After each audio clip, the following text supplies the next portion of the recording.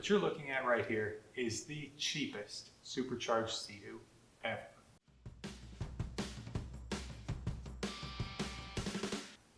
I picked this thing up for next to nothing, and there's a reason for that. Based on what's wrong with it, it's kind of silly to repair from a financial standpoint. The money that you'd have to put into this to make it able to be sold for any semblance of the book value is going to far exceed the book value.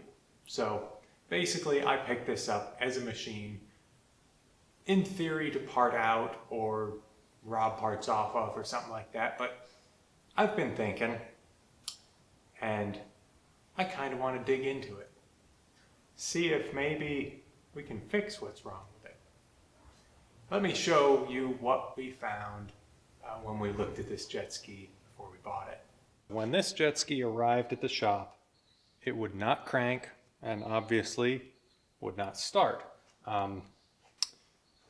It sounded almost like a weak battery, cranked very, very slowly. If you own a Seadoo, you'll realize that my having an E10 Torx on a long socket here is not a good sign. Right here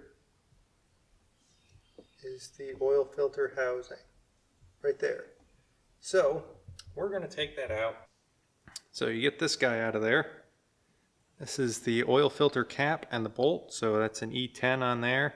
And then we can take a look at why this jet ski was so cheap.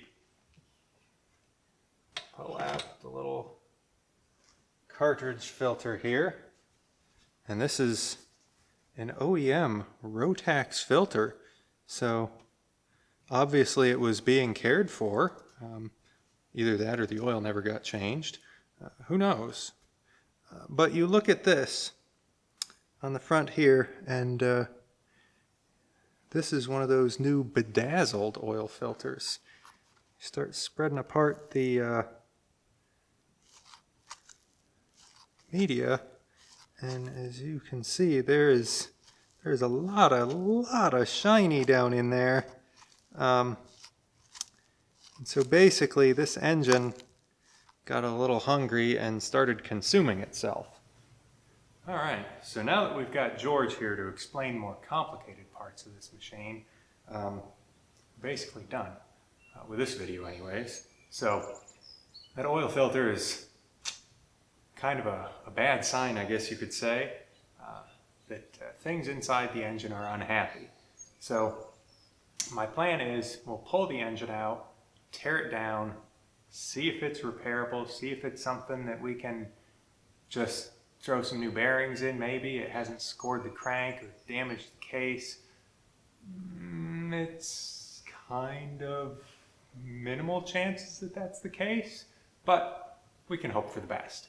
And it'll give us some interesting opportunities for me to show you some of the things that you might want to know if you're going to purchase one of these supercharged Seadoos, so that you can be aware of things to check and things that will need attention as far as maintenance goes. I'm also going to be sprinkling in some extra PWC content. You know, we may be doing some jet pump rebuilds, things like that, wear rings, little jobs that you might want to learn about that I'm doing and could easily film.